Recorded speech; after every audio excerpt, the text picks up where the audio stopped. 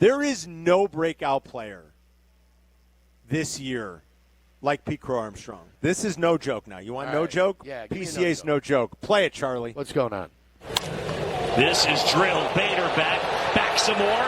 Near the wall. Jumps and it's gone. Pete Crow-Armstrong will touch them all. Savage fires. Swing and a high fly ball. Will struck right field. That's back and it's gone. He's done it again. Pete Crow-Armstrong. The kid is something else. And we were talking about it yesterday because they were playing that day game in Minneapolis.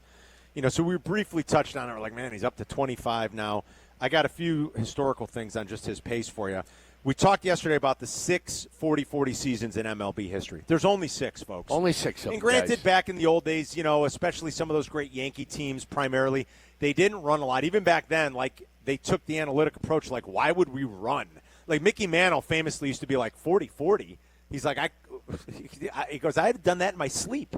Yeah. But they weren't running in New York. They weren't valuable. They weren't, and they took believe it or not, they took a modern day analytic approach to things like why would we potentially run ourselves into outs with our lineup, and all the guys that we had in our lineup that could slug. Those teams were built to slug. They were built to pitch and slug. And so I know Mickey Mantle, later in life after Canseco did it, he was like 40-40. He's like, get out of here. I could have done that in my sleep. It wasn't even a thing. It wasn't even a thing. It's not even a thing. Nobody did it until Canseco did it in 88.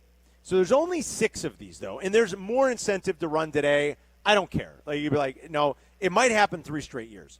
Acuna did it in 23. Shohei did it last year. My money would be on PCA doing it this year. It would be only the 7th 40-40 season in history. It would be the 4th Cubs season in history. And you had asked me yesterday, well, how many times have those guys won MVP? I said, well, Shohei did last year. Right. Acuna did 2 years ago. Mm-hmm. And forgive me, I was upset with myself. I didn't think Canseco did win MVP in 88. He did. Aha. So 3 of the 6 times it's happened, guys won MVP. All right. Canseco did it in 88. Bonds did it in 96. He was 5th in MVP voting.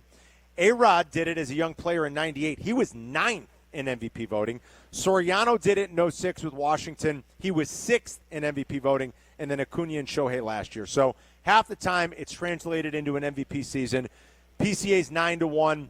Shohei's minus 1,600 to win MVP. And now he's starting to pitch again, and I think it's going to be a tough road to hoe for PCA to win that award. If you want to hear an impassioned plea for PCA to win the MVP, listen to Mike North with me on Odds Couple this week, because we taped this morning. What a tease. Odds Couple is up, and Mike went off, as only Mike can do. And that's all I'll say. Okay. So if you want to hear the impassioned plea for PCA, listen to what Mike had to say. He came out of the gate full of piss and vinegar this morning. Firing. He was fired Firing. up talking about Pete Crow-Armstrong and the year he's having. Odds Couple is available for you on the ESPN Chicago app now. Must have had a good breakfast. Mike, yeah. I think always does. He's up now. He's watching. He's got Wimbledon and the Scottish Open. We got Djokovic is playing later today. Yes. Alcaraz is in. Yeah. He won. He beat the American. It's Sinner against Djokovic. Sinner against Djokovic, correct. The pace that PCA is on. First of all, no player ever has gone 25 home runs, 25 stolen bases, 70 RBIs before the All-Star break. Again, that line of demarcation is like a sliding scale. Right, Sometimes that's 81 games. Sometimes that's 85 games in big league history. Sometimes that's 76 games. Right now it's 90-something games. Right. So there's a lot of games. So it's a little bit of a sliding marker. But no player, I'll repeat that, no player ever has gone 25, 25, and 70. 25 home runs, 25 stolen bases, 70 RBIs before the All-Star break. Pete Crow's done it. He's got 25 home runs. He's got 70 RBIs. He's got 27 stolen bases. He's 60% of the way there with the home runs and 65% of the way there with stolen bases. That's right. So, with being past the halfway point, right, that's trending well for him. He's also the 4th fastest player ever in terms of games played to 25 home runs, 25 stolen bases. The only guys who did it in fewer games were Eric the Red, Eric Davis, Alfonso Soriano, who we talked about in his 40-40 season, and Bobby Bonds, Pappy, in one of his he had a couple 40-40 seasons, I think. Or no, he had a bunch of 30-30 seasons, excuse me. He had no 40-40 seasons, but Barry did. Bobby had a bunch of 30-30 seasons. He did it in a couple of games quicker in terms of 25-25. So PCA continues to just be one of the most exciting, electrifying players in baseball. And make no mistake, he's the breakout player of the year. Maybe Mizorowski pushes him a little bit here in the second half with what he's doing on the mound. I mean, every other pitch is 101. It's crazy. And he's backing it up with 97-mile-an-hour sliders. So, what Mizorowski's doing in Milwaukee is pretty cool. But I don't anticipate anybody ultimately stealing the headlines here in 05 from PCA as the game's true breakout player.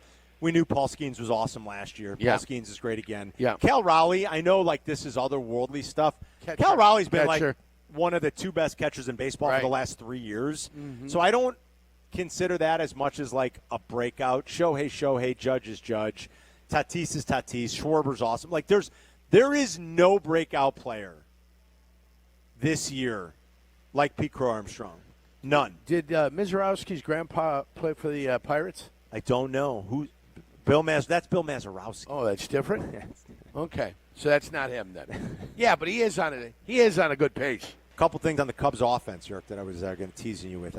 Tickled your ass with a feather there going into the break. I know. Not the first time. I know I did. Remember that time in Akron? Yeah. Oh man. I've given you some of these stats too. If you look at, they're top 5 in slugging, top 5 in walks, top 5 in stolen bases in all Major League Baseball. I mean, and the thing you love are those walks and those stolen base numbers. They're pretty sustainable. They don't have a lineup chock full of big swing and miss guys. They got guys that see pitches. They got guys that know how to get on base. You look at the season Michael Busch is having, and it's getting lost in the shuffle because of Tucker and PCA. Right. Michael Busch has some of the best numbers out of all of them. Yeah. It's amazing. Well, Seo's the one that's really lost. Well, and he's been great too. He's really lost. And then you're right, Michael Busch has been lost. It's getting lost in the shuffle because PCA and Tucker steal the headlines. Yes. But here's the thing about this offense being sustainable. First of all, Tucker's ability to handle left-handed pitching is huge. So they've got all this left-handed slug, and they've got guys in Tucker and Busch a little bit that can really handle left-handed pitching, and that's huge. The Cubs offense has 4 players in the top 22 in baseball right now in weighted on base average. 4. Busch, number 1, by the way, of those guys. That's what I'm saying. He's getting lost in the shuffle. Then Tucker, then Seiya, then PCA. PCA is actually 4th on that list. He's 22nd. But the Cubs have 4 players in the top 22 and weighted on base. And then PCA is tied with Byron Buxton, who just got hurt, for number 1 in baseball in base running runs above average. Number 1. Kyle Tucker's 6th on that list. Yeah. So these are very positive, encouraging signs for the Cubs in the offense. And even though it was kind of quiet those first couple of days in Minnesota, that happens in baseball. They bounced back with a big output last night or yesterday afternoon, and now they'll see if they can do it in Yankee Stadium this weekend. And it'll be a nice little measuring stick for PCA maybe up against Aaron Judge. And you do it in Yankee Stadium, they always say it carries a little bit more weight because that's when everybody's noticing. It's Broadway. It's Broadway, It's baby. Broadway, baby. It's amazing that Judge is doing it'll be the first game covered in all the news telecasts everywhere. Yes. It'll be Yankees, Cubs. It's the story of the What's weekend happening. there, too. Exactly. It is the Cubs. It is PCA. It's Aaron Judge. 100%. It's amazing what Judge has been able to do. And, when the lights are brightest, you always really say you see who can handle the pressure and who can't. I mean, Jeter did it for a long time, and a lot of those great Yankee players were able to do it. But not everybody can. And Judge just continues to do it year after year. Judge is so PCA's second in baseball right now in Baseball Reference WAR. He's at 5.6. Judge is at 6.7. It's come on, man. He leads the AL in runs, hits, RBIs, average, on-base, slugging, OPS, OPS plus, WRC plus, weighted on-base average, and total bases. He's pretty good. Come on. Yeah, he's a pretty good player, huh? It's just stupid. And he's out to minus 1,600 to win the MVP. Anybody that's sitting on a PCA ticket in the NL or a Cal Raleigh ticket in the AL, man, I feel your pain. What do these guys have to do? It's not even close. Am I being a jerk if I say, God, I'd like the Cubs just go in there and be 1-2? I don't think you're being If they a jerk. get out of there 2-1, that's gravy. That's the bonus. Jack, can you bring up the pitching probables real quick for this weekend? Yeah, bring them up. Let's analyze those. I just want to see. I know 3 of those pitchers will be with the Cubs. I know that for sure. It's Flexen versus Rodon tonight. Yeah, that's what I thought. That's tomorrow, right? Boyd Fried is tomorrow. That's a day game in Yankee Stadium. What a matchup that is. Boyd versus Fried, and then it's Shoto versus Warren.